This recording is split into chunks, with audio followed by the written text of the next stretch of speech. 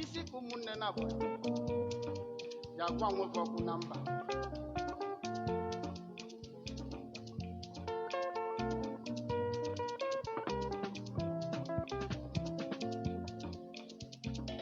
Ikwanya kumunne na bomalo nwefa.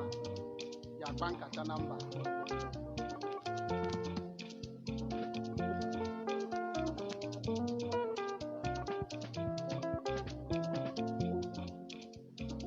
Vancha ka na-ekwu okwu na-asị na atụala ọmalụ atụala ofekofe kiloba n'ime ọhịa.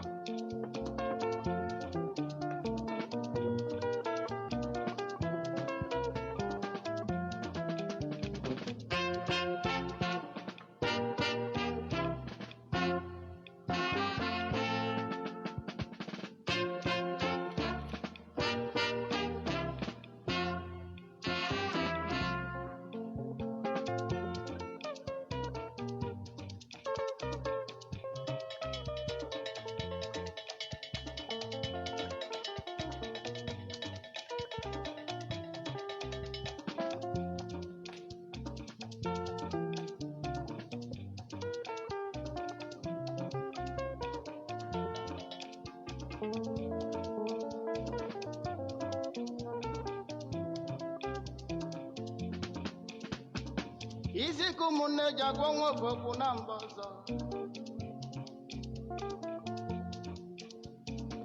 Ikwanya ka Verge akpa nkata na mba ọzọ. Na mmaghị na ya. Vancha ka na-asị na atụala ọmale. Atụala ofekofe kelụbanye n'ime ọfịa. Abụlụbanye nke ji ama onye bịala bịa. Nwanne m biko ga n'ụlọ n'olu. Ndị na-anụ asụsụ biko ga-anụ ntị ụmụnne unu n'ibe nje ga-abụ udo. Ugboro one ka ibe ga-eme anya mala ife ụmụnne m onye ọbụla biko jide ka obi ya aka. Ọ bụ na mmadụ ebulu ụzọ mee ya ife ma nwere ife imelụ ya ralụke na-enye ya eji ukwu n'aka. Mana ọ bụ na ibu ụzọ wee mee mmadụ o wee mekwụlụ nwanne m biko dị ibe.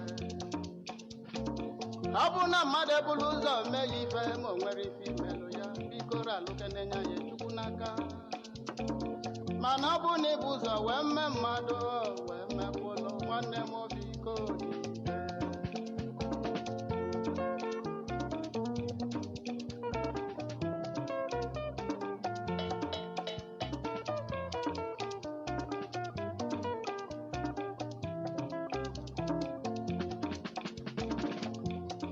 Kpọlụ ụmụ ya ịtọ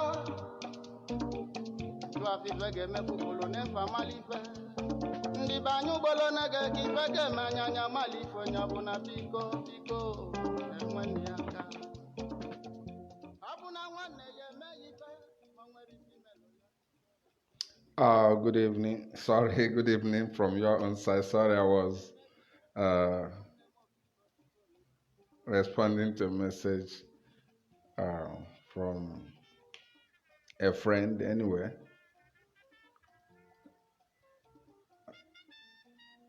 And I said good evening, but good afternoon from my own end. Please, before we move ahead, confirm if you're receiving us aloud, then we proceed. Thank you.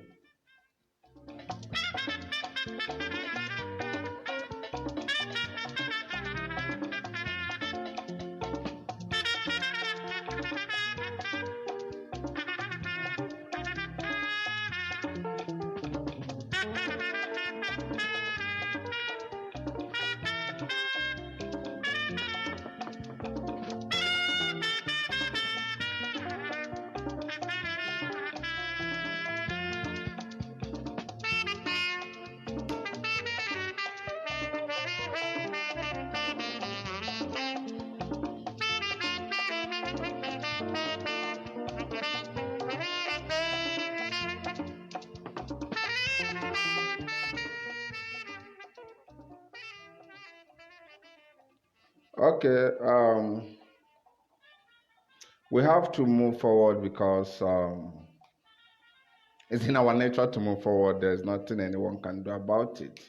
We are live and direct, and of course, while the aura of last night broadcast of our leader, Mazen Namdekalo, is still flying high and high all over the places, um, we cannot forget to keep on analyzing, to keep on informing our people as regards to things that are happening, especially as regards to the loss of over 70% of Nigerian revenue, courtesy of the oil collapse, the collapse of the oil market.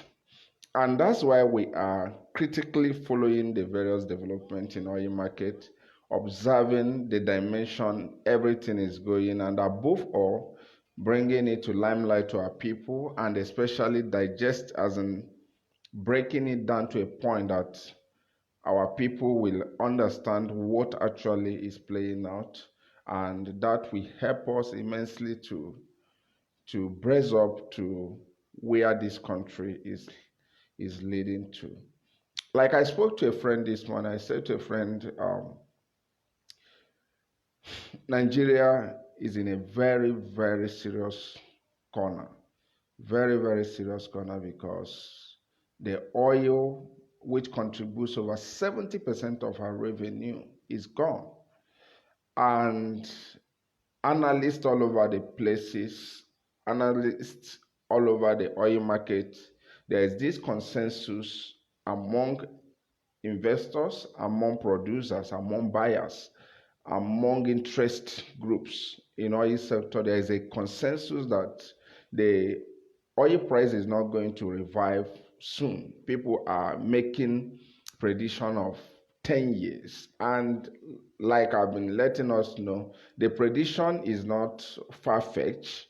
The parameters at which they reach at this prediction of a decade time revival of oil price, their yardsticks, the parameter at which they peg their predictions lies on this very fact that every country is stockpiling, every country is storing oil.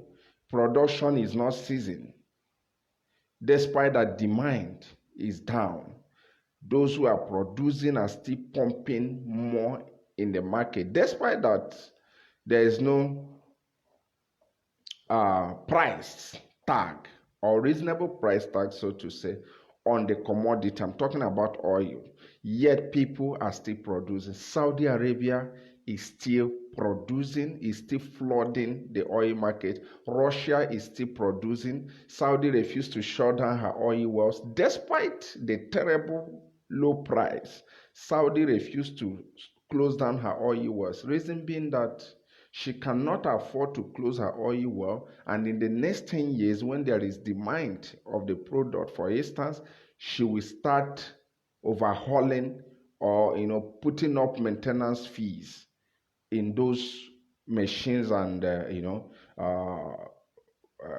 equipments. So for that reason, she chooses to pump even at free price.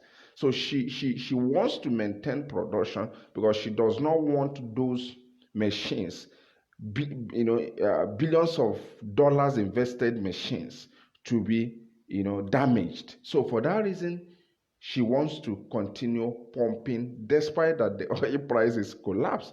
Saudi, Russia, and all the rest of them don't want their equipment to damage as a result of packups. So they decided to keep flooding even on zero price. That's why what is happening now, you can see Saudi flooding. If you in California, there's fleets of Saudi loaded tankers, in United States, not minding even though the price is zero. They are telling America, just offload, keep it anytime you feel like paying on the terrible price, we don't care. The truth is that we don't want to shut down the wells because we know it's going to take us much money to revamp, to overhaul the machines if we should shut down the machines. But that is not area of our interest, because we are talking about a country like Nigeria that depends over 70% of our revenue on oil. At this time, oil have collapsed. What do you think Nigeria can do? What do you think Nigeria can activate? What is, child of necessity do you think Nigeria will come up with in order to salvage the ugly trend? And that is all we are going, that is all we are going to talk about, this this moment. That is all we are going to spend time to analyze this moment, to have an in-depth, discussions on. I wish just that we don't really have Facebook is not creating the platform to interact. But let's look at possible ways or possible things Nigerian government might choose to do. There are a lot of options, but options that they will definitely fall back to. But the one amazing thing about these options is none of these options seem to profound solution to the challenges facing them. None of these options are geared towards solution profiling. None of these options is solution oriented. Rather, these are options that are, worth embracing, but not really going to solve the problem. And we look at diversifications. Let's look at diversification, because theoretically, everybody, all the economists, world economists will always say to Nigeria, can't you diversify? That should be the right English language to hear, the right concept to hear, the right theoretical framework for one to look upon. But how possible is diversification of Nigerian economy at this critical time? Because when you talk about diversification in a simplified manner, it simply means take money generated from this sector and develop another sector. It is a simple that is the simplest form of explanation. If you depend critically in oil, and somebody is telling you diversify, he might be talking of agro area, he might be talking of industry, he might be talking of IT, he might be talking of tourism.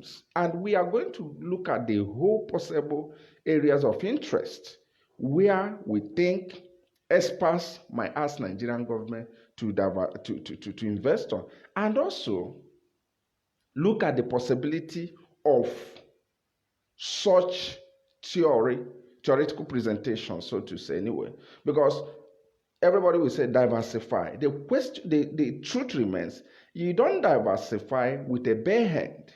You diversify with the resources. You develop another sector with a resources.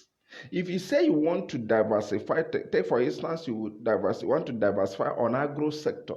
Remember, you need state-of-art machines to develop that area, because if you want to run an agro sector, develop an agro sector that is geared towards huge revenue generation, you are not talking about just gathering people in the farm using hoe to start digging.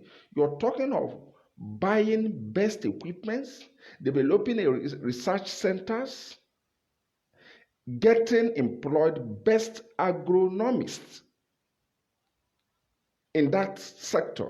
You're talking about getting the best machines, importing best machines from Israel, from India, from Thailand, depends on the product at your heart. You're talking about flying in people who have resounding know-how, who have the expertise in agro. And remember, this is capital demanding investments. You don't just wish it. You don't just wish it. And if we take Nigeria agro sector, for instance, as a case study for what we are talking about, if we choose to take Nigeria agro sector as a case study, let's just take Nigeria agro sector as a case study. You will agree with me that it will be so difficult for Nigeria as a country at this very moment to develop her agro sector. The reason being that she does not have capital for that. The money the country have currently is so limited to her demands. She's talking about how to generate money for salaries.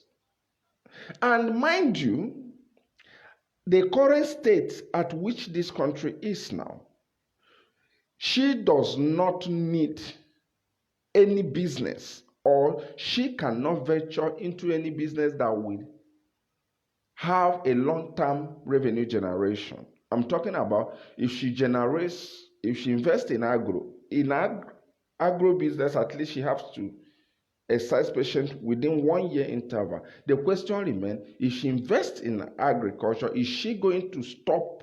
If she divert the current money she's managing to pay salary to run the country, is she going to exercise patience till 1 year interval? Is she going to tell the people to, okay, those who are working for us, hold on, after 1 year, when the farm products are coming out, we start paying, when we start selling it. And mind you, another thing in agro business, for the fact, if she decides to diversify, invest in agro area, remember that she produces beans, for instance, now, does not mean she can use that for foreign exchange. That does not mean she can use that to attract or access foreign markets. That is just the way it is. That she produces, if Nigeria produces a yam in the next 1 year, it does not equally mean that the same yam can access European market. It does not mean that the same yam is exportable, because she might end up producing, and a lot of competition in the market will knock her product out, just the way we have seen in her beans cases. Remember, there was a time the beans that were exported to EU market were sent back on the ground that they were contaminated. And these are the challenges the current government is facing. The government is facing. So if you say, okay, agro might not really help because we don't see future of exporting them. We don't see the possibility of having them access international markets. Okay, let's consider industry. Let's consider small and medium scale industries or enterprise. The truth remains, are you telling me that Nigeria is going to achieve 24 hours electricity generation and distribution within a year interval? Because you cannot talk of small and medium scale enterprise without electricity generation and distribution. Because that is the benchmark of such sector development and driving. Ghana can achieve that, Togo can achieve that, Benin Republic can achieve that, but Nigeria cannot achieve that. Because if she's okay, let's encourage people to go into business. Let's give them soft loans. Hence oil is gone. Let's encourage people to open shops so that whatever be the tax they are going to pay, the company tax, the VAT we are going to generate, the other forms of taxes, let's encourage them. The truth remains, those you are going to encourage, including a barbing salon, even though the least business, for instance, a barbing salon business, needs electricity. And unfortunately, you cannot provide such energy. You cannot provide electricity for such person. So you find out that such area is not possible also. Small and medium scale enterprise is not equally possible also, because electricity generation is not there. If you encourage a man to go into small and medium scale enterprise, maybe you gave him access to soft loan, do you equally consider the fact that he might go to source for raw material somewhere in the bushes where there is no road, and he will lose his goods on the way to where he's going to do the final manufacturing point? There is no road. So people are beginning to see the failures of yesterdays, the inability of these leaders to do the right thing, the inability of these ethnocentric folks to do the right thing is now befalling upon every one of them. The mismanagement of Nigeria by the born to rule mentality fellows is now hitting and biting hard on them. So you can now understand what we are talking about when people tell you that Nigeria collapses on autopilot. It's never an exaggeration. It's never an overstatement. Nobody is exaggerating. Nobody is giving a jumbo or hyper presentation. Far from it. What we are telling you is a reality before, except you decide to feign blindness to that very reality. Because if socio-economic system fails, just the way it is in Nigeria, the political structure will definitely fail. If you're unable to pay the people will revolt. No matter if you're unable to pay the police, the army, they will start robbing those they are standing as bodyguards and escorts to. And that is exactly the point the country is heading to. I don't believe, historically speaking, I don't believe every country must fall by gunshot. I don't believe. I'm talking about based on historical reference points. For instance, if you look at the history of the defunct USSR, I'm talking about Soviet Union, there was no gunshot, but she collapsed. Cause of economic collapse. There was internal economic collapse, which led to the collapse of the center. And that's exactly the point Nigeria is moving to. Federal government have given a signal to states that from June, possibly they might not receive any allocation. And tell me the power or the respect or the regard the component states have on the central power when allocation is no longer coming. Tell me how a governor will be respecting their so-called presidency when the governor is not generating what he is running the state with. So you can now understand the entire scenario. You can now understand the speed, the dimension at which Nigeria is auto-ending. So that is exactly what is playing out. And I keep telling people, you see one thing with loan.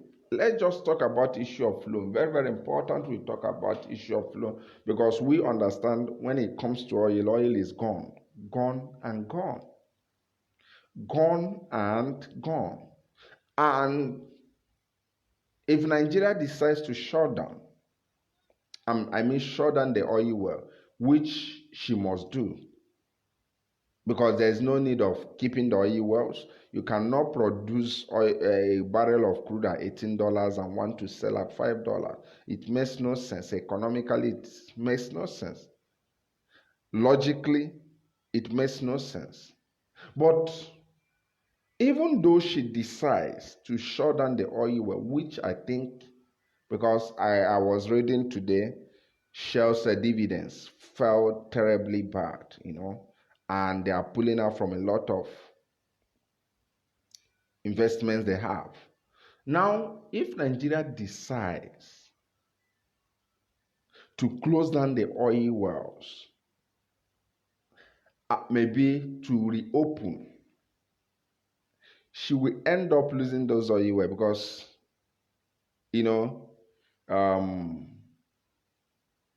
knowledge in oil business says when oil wells are closed, there's every tendency that those oil wells will end up drying up or even reducing their production capacity.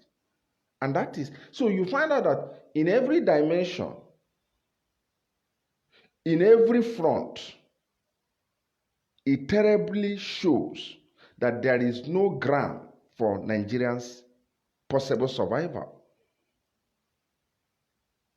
And that is how it is. So even on the issue of loan, like we have seen them endlessly requesting for loan, the truth remains that not all loans come with cash. Donors don't give cash in most cases when it comes to loan disbursement. In most cases, donors ask you to identify a project. And what they do is to invest in that project. And that is part of loan. Whatever they are loaning you. Loan does not basically mean that it must come with a liquid cash. And another thing you must equally consider, the more loan you access, the more you have a high loan profile, the more you become, unattractive for FDI, foreign direct investments. So you cannot be asking for more loan and in the same way expecting investors to come into such a vulnerable economy. That is just how it is.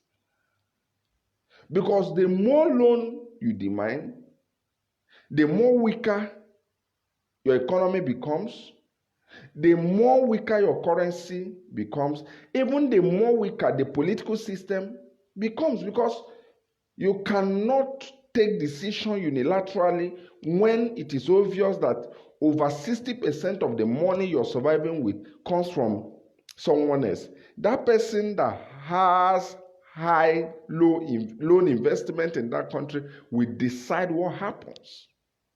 So if you look critically at the future of Nigeria, you will now realize that Nigeria is heading to a point of all these interest nations, these countries giving out loans, United States, China, and all the rest of them, EU, is going to get to a point where the clash of their interest, their individual interest, the clash of their interests is going to snowball into what nobody ever anticipated.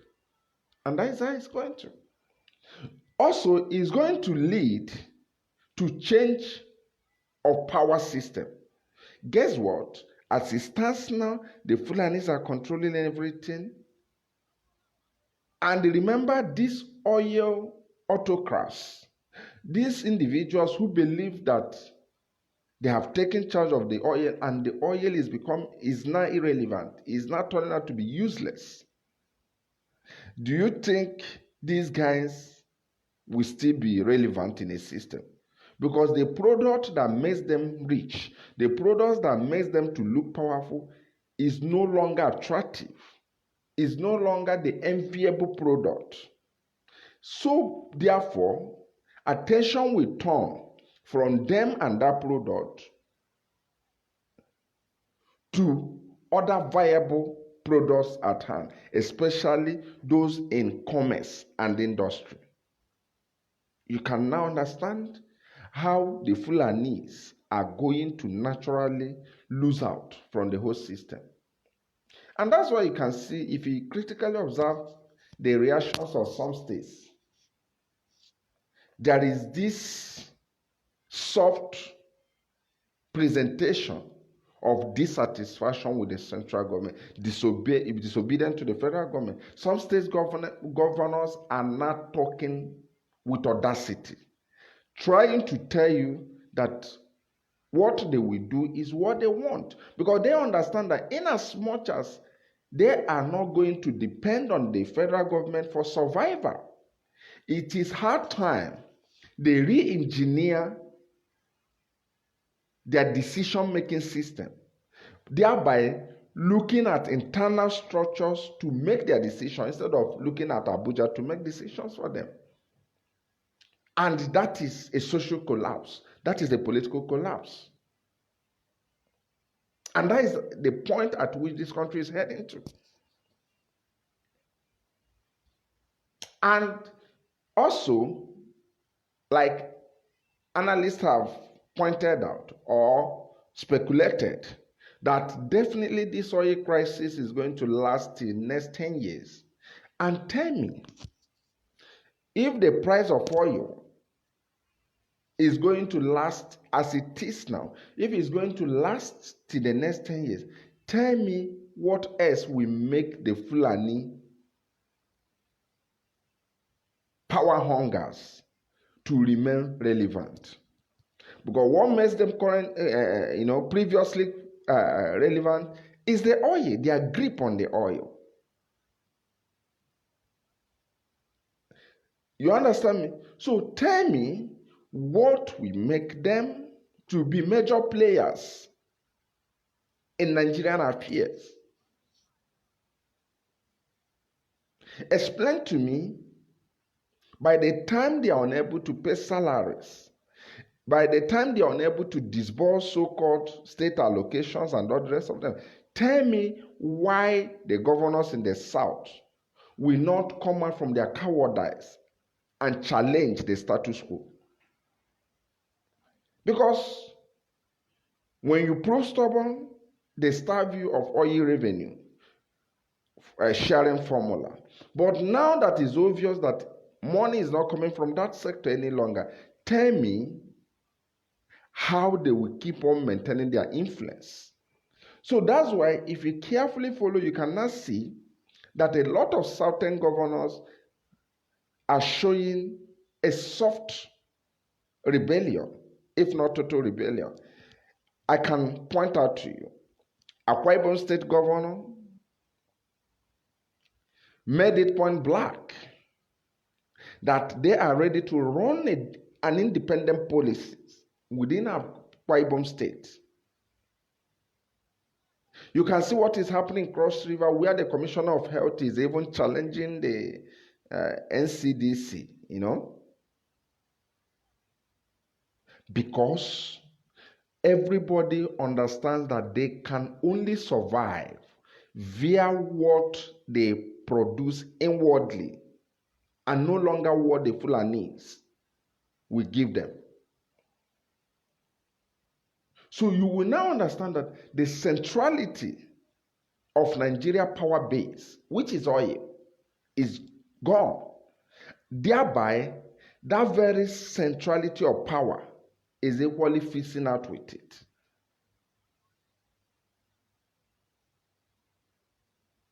So that is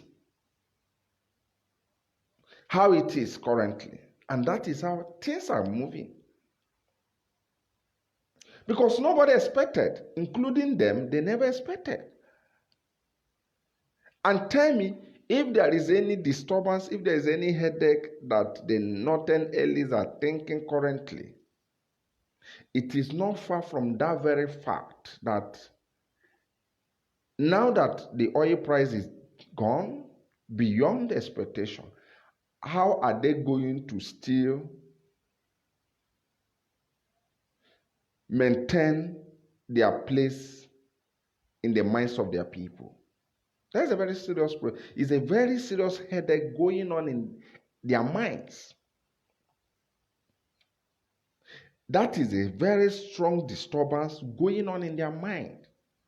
Where are they going to get money to keep sharing to those almajiris, to keep sharing to those their young men who believe not to engage in anything socially and economically viable other than receiving salaries from federal posts? Where are they going to get the money to continue such? Because if they fail, those guys are going to be an instrument to bandits, an instrument to Boko Haram and other terrorist organizations in North. And it's a serious headache.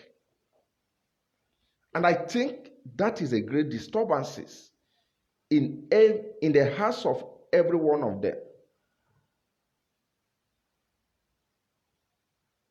So, what is happening today is a clear indication to everyone that oil can never and will never last forever.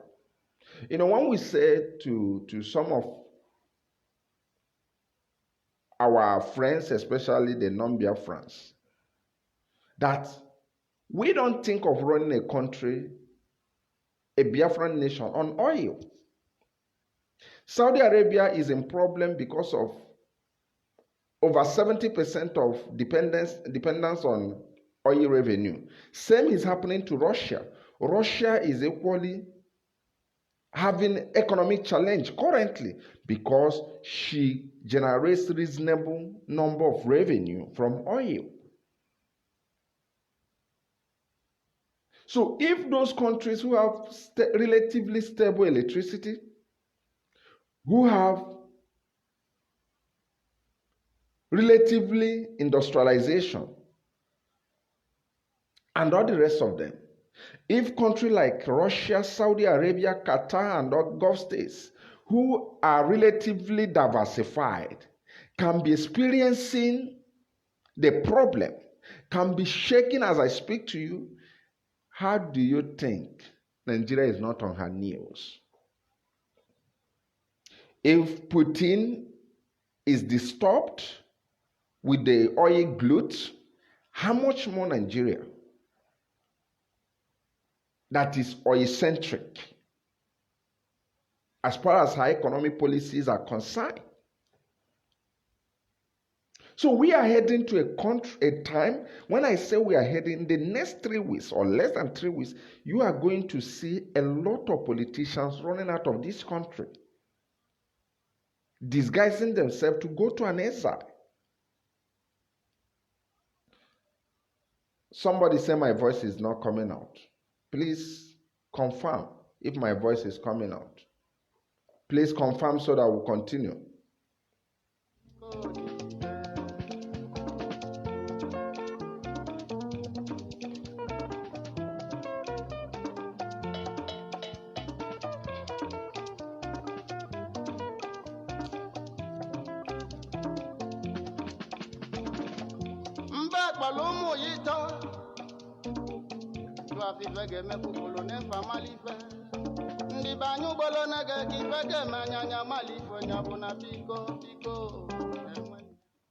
Thank you. So we'll move ahead now that it's confirmed. Okay. Okay, so we move ahead. So you now understand what we are talking about. You now understand when a man like Mazi Nnamdi Kanu says to you that he will destroy this country without shooting a gun, you will not see. Now let's look at this is a country that her revenue is down. Is her responsibilities and challenges down? And by the time we finish analyzing this dimension, you will now sit back and just watch why things unfold. Nigeria, you can agree with me that over 70% of Nigeria revenue is gone.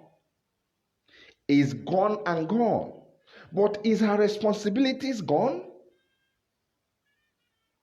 Is her challenges gone? Because when you understand this, the dimension, the next place we are going to, then you will now appreciate if she's going to collapse or not. Mind you, what collapsed USSR was exactly the point Nigeria is nosediving into. Her revenue is down. Over 70% of her revenue is gone and gone. And remember, it's not going to be revived quickly because as I speak to you, go to oilprice.com. Go to oilprice.com. Is a site where oil businesses are being monitored all over the world. I think they are, for so far, they are one of the best platforms to look at the projection of oil and other oil geopolitics and all the rest of them. If, as I speak to you, it's obvious that in the next 10 years, the revenue, over 70% of revenue which Nigeria have lost is gone. Within a decade, is not going to be there because as I speak to you, a lot of reservoirs are stockpiled. America is filling her own. Major energy consuming nations like India, America, China, they are busy filling their brims. At this time of low pricing, they are busy filling all the reserves. And Saudi Arabia refused to stop production, including Russia. Saudi Arabia's argument is that she cannot stop production because she does not want to close her oil wells. She understands that if she closes those oil wells, she's going to have those equipments she bought with millions of dollars damaged. And she does not want that to be done. So she's pumping and even telling American buyers, take even on a zero price. So you cannot see what is happening. You cannot see the danger. But the question we have to ask ourselves now, if over 70% of Nigeria revenue is lost via oil glut, is her responsibilities, is her challenges lost? When you get answer to this, then you will sit back and understand where this country is heading to. As far as her responsibility is concerned, is even increasing. Take for instance, she have over 30% of her budget goes to recurrent expenditures. I'm talking about salary payments and all this. Nevertheless, apart from that, she has minimum wage, which is over 600 billion naira to commit. Apart from the normal salary payment, she has the responsibility to commit another 600 billion for minimum wage, which she agreed with Nigeria Labour Congress. She have debt services for her there. She equally, apart from debt services she has to run, she equally have other international avoidable, I know why, follow my word, avoidable responsibilities. What are those responsibilities? The activities of IPOB all over the world forces Nigeria to keep on dishing out money. Because if she doesn't dish out those money for lobbying, definitely she's going to lose her ground internationally. And these monies she's spending lobbying satellite providing companies to take off Radio Biafra and others, lobbying social media owners, lobbying diplomats, lobbying a lot of things. These are monies that wouldn't have been wasted. But because IPOB refuses to cease her demand, her agitation, she must engage those money or she loses the international front of the battle. So when you look at these challenges and problems and the expenditures facing her, you will now understand why they are begging every week, every second for loan, and loan. You will now understand why the 15 billion naira Ganduje demanded for COVID-19 fight in Kano was not provided. You will now understand why things are tearing apart. If you understand this, you will now understand that the country is gradually and consistently fading away among the Committee of Nations. Because it looks like, as I speak to you, even though the over 70% of oil revenue is lost, another challenge she is facing currently is how will she source the rest of revenue internally? Because when you talk about loan, not every, one thing with loan has a lot of its conditionalities.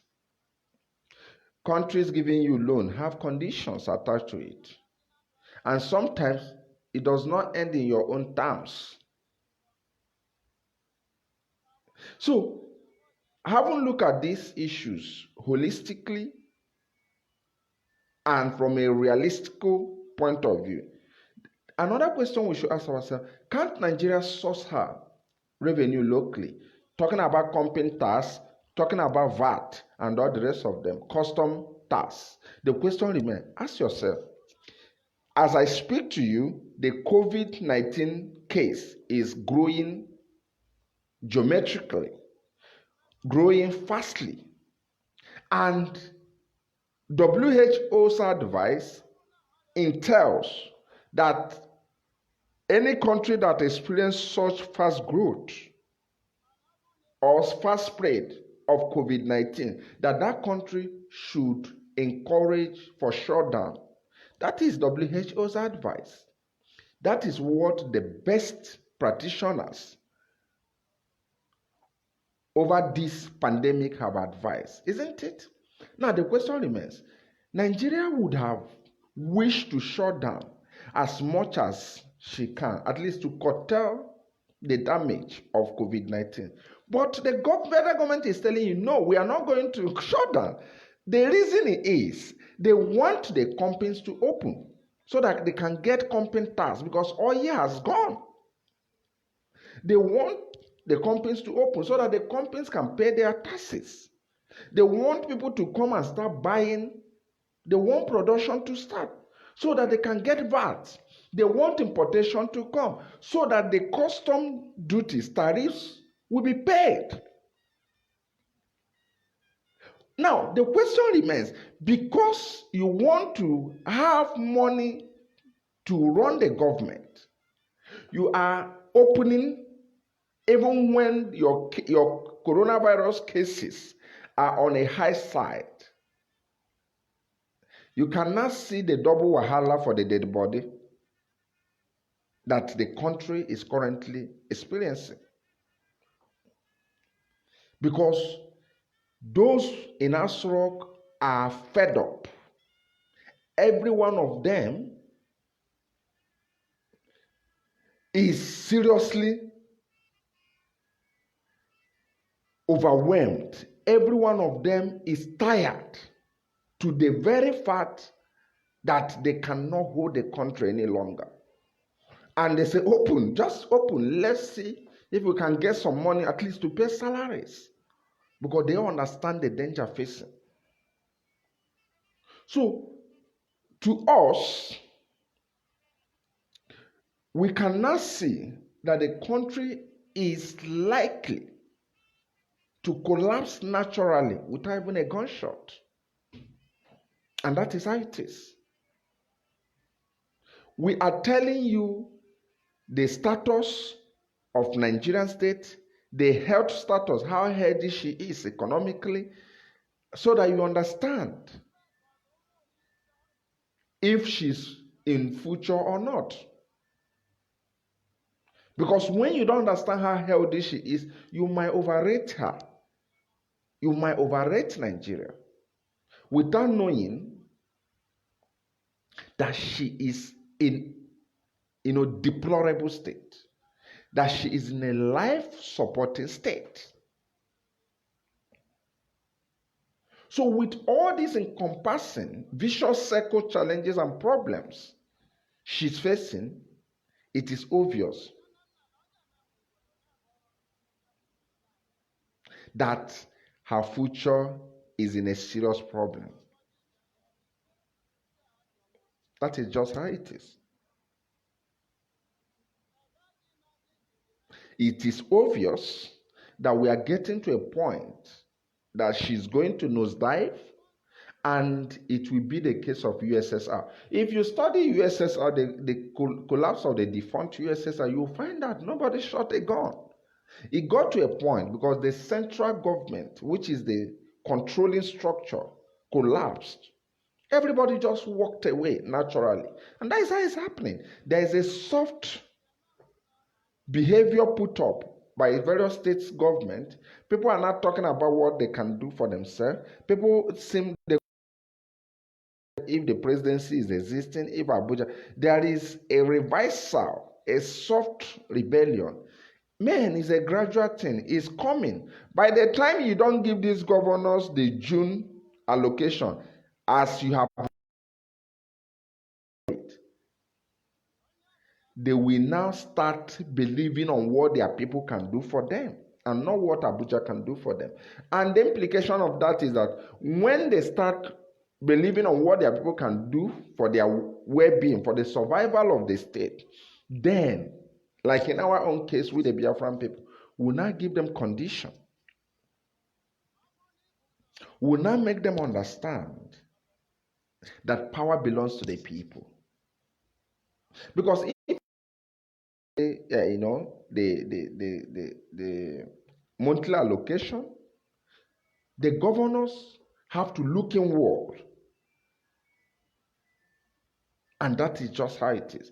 And they will now. I'm not talking about the rest part of Nigeria. In the north, it's easy for them to go violent. The governors must now understand. When people react over the strategy of IPOB in doing things, I laugh. I say, well, people are bound to think independently the way they want. But I keep reminding people that IPOB have strategically positioned herself to be the only trusted front.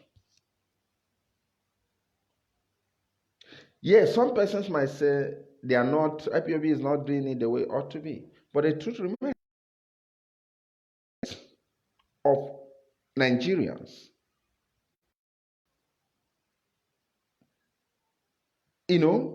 The rest of Yorubas are gradually following up the pattern and methodology of IPOB. Today they have floated Oduduwa Television and all the rest of them.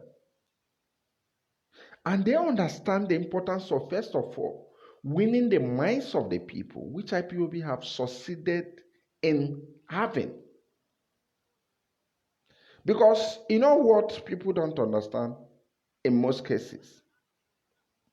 Until a movement is legitimatized, until a movement enjoys total support, people will not die for that system. People today will say Nnamdi Kanu and the IPOB platforms have the highest followers, but they don't understand. People don't just start following. People don't just start following. People cannot just follow you because you mentioned something. But when you remain consistent, when you remain focused, when you remain unwavering, then you begin to enjoy what we call legitimacy. Legitimacy is given, is not taken. People trust is given, is not taken. So the dimension the country is going to, whether you like it or not, is going to fall back to regional affinities. People are going to fall back on their region for survival. Because as it stands now, the federal government is unhealthy. What makes the federal government healthy is the oil money.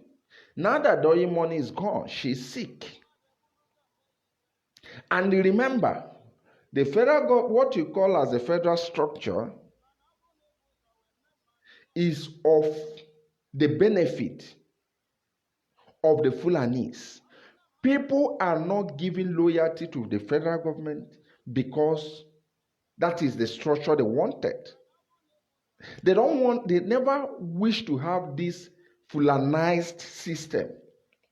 But because if you rebel, they deny you allocation. So people gave false loyalty,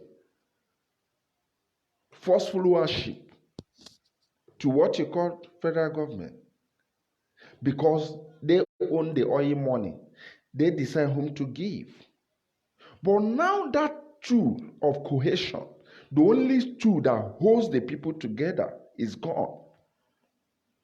Now that the plate of food is finished, it dried up, no hope of refilling, what do you think will happen? People will naturally walk away. It's a social thing. It's a human phenomenon. It's natural. You don't just pray it. It happens naturally. And that is exactly the state Nigeria is. The Fulanis were controlling the people with oil money. There was oil autocracy. People were put into forced submission, forced loyalty, because they don't want to be denied of the oil money.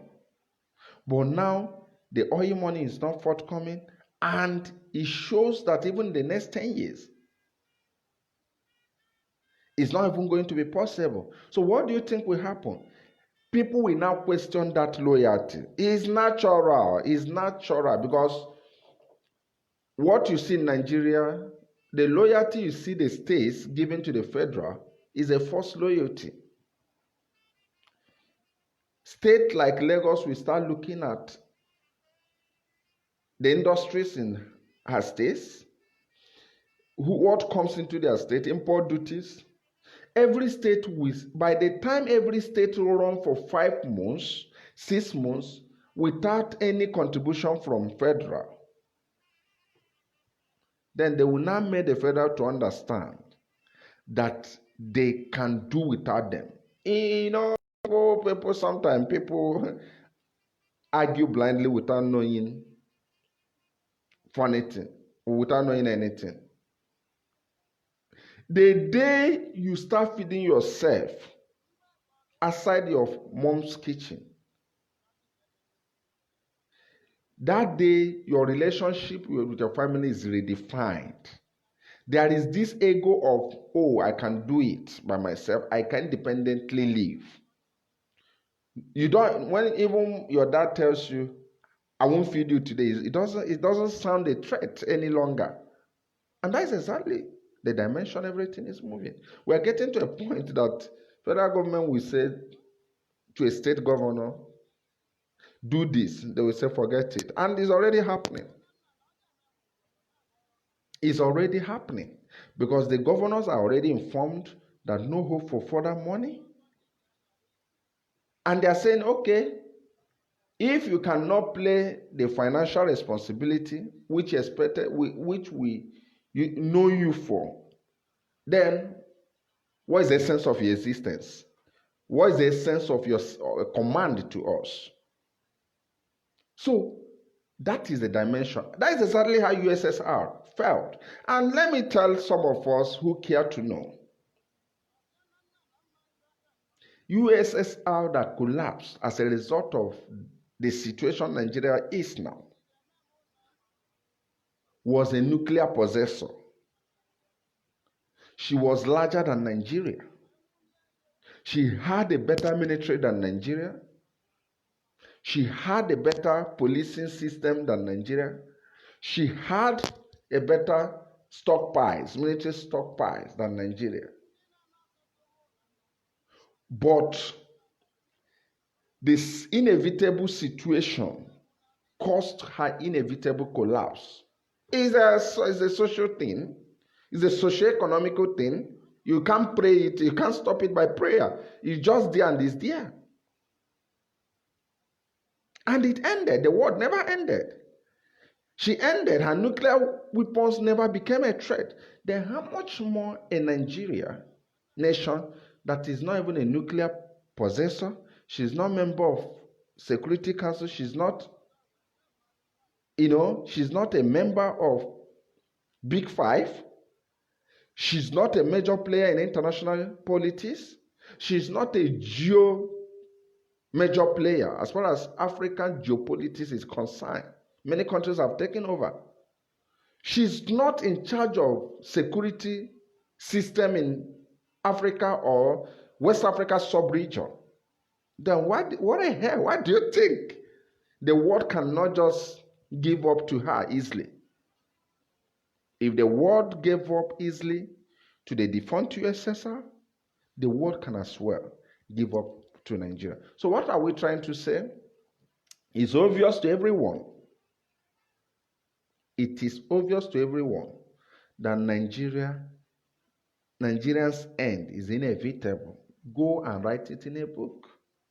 The only amazing thing I think the Biafran nations have, or the advantage we have, is that we are not going to, whenever countries collapse, historically, there's always a chaos. What I mean by a chaos, there's always, you get groups who want to control the system, who everybody try to set up. I'm talking about what I know. When countries collapse, sometimes we see different groups, gangs, trying to hijack the system, what is left up. We have seen cases like that. But the advantage we have currently in Biafran state is this. We already have an established system, courtesy of Nnamdi Kanu and IPOB. If Nigeria collapses, I can tell you that over 80% of the Biafran population will hook directly to Radio Biafra to listen on the next line of action. What that implies that already there is a de facto existing government in Biafran land, which no part of the Yorubas who are now quickly coming up with that through the formation of Oduduwa Television. And you can see them, they are constant live streaming, trying to build up themselves as a central source of information to the Oduduwa nation. I commend them for that. But the advantage we have is now we have streamlined, we have built up a system that can harness the situation immediately the contraption gives away. Because IPOB, being a centralized system that have leadership down to the villages, can arrest the situation harmonize things with other groups in Biafran land, and move on the Biafran nation state. In North is not applicable. What we are expecting in North is that immediately Nigeria collapse, which collapse is inevitable, is fast approaching. Chad and Niger are going to advance that area, Jigawa, and if possible Taraba, and Anasit. Exactly. Chadian soldiers will definitely annex a lot of northern lands. In the West also, we are seeing a threat where the Benin Republic and Togo are threatening to annex some part, especially Benin Republic is trying to annex Kwara State, some parts of Kwara. So it is us, out of the wisdom of Mazi Nnamdi Kanu and the leadership of IPOB at large, to set up a social structure that builds up confidentiality in the minds of people ahead of what is to come. Because as I speak to you, a lot of politicians are going to abandon this country and run away. They have access to intelligence reports. They understand the danger the country is facing. They are going to run away. They are going to run away. Because they understand the implication of when they now tell the people that they want to slash their salary 50%, which is a normal thing to do in situations like this. They understand how the army will react. They understand how the police, and these guys are all armed guys. So the best thing they have to do, in so doing, the country will naturally collapse. Everybody, it will be to your tent, all Israel. I didn't tell you, Spirit told me. I sang in a month of Warum. I made analysis based on strong evidences before you, before I. And you can understand it. So I want to thank you for being with us. And I believe we'll keep on coming on for this. And by grace, special grace of Okike, we'll continue watching the contraption while she ends. From here, I want to say thank you and enjoy your week.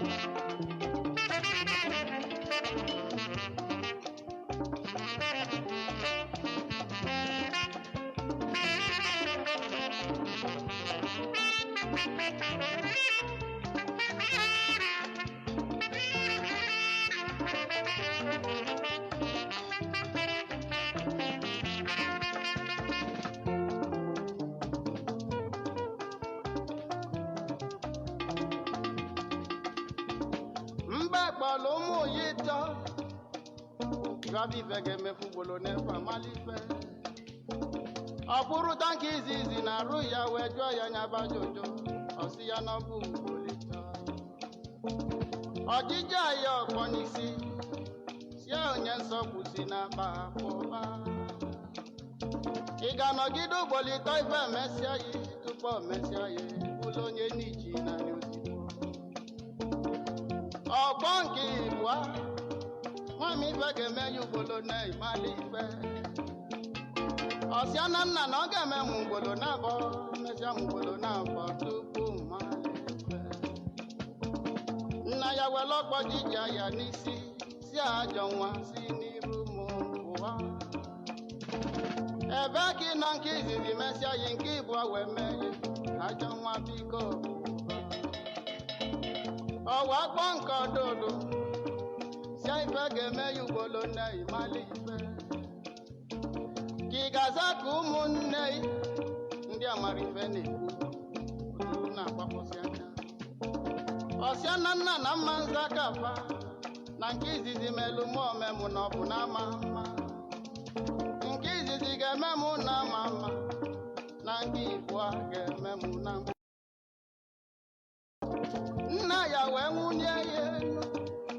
ya nwa m bịa kene n'ịzala ọfụma nke izizi melụ na ama mma nwa na nke Igbo ga-eme na mkpachara anya ndị na-anụ asụsụ mụ na nọkwọ ife ga-emelụ n'anya mali ife onye ọbụla biko zelu ụzọ zepụrụ nwanne ya ime na ya dị ife ọ bụ na ma nwere ife imelụ ya rarụ kene ya nye ma ọ bụ na ọ bụ ụzọ mee ya ife ma nwere ife imelụ ya biko nwanne m rịalụ ya nye Chukwu n'aka ma ọ bụ na ibu ụzọ wee mee mmadụ o mekwụrụ biko ife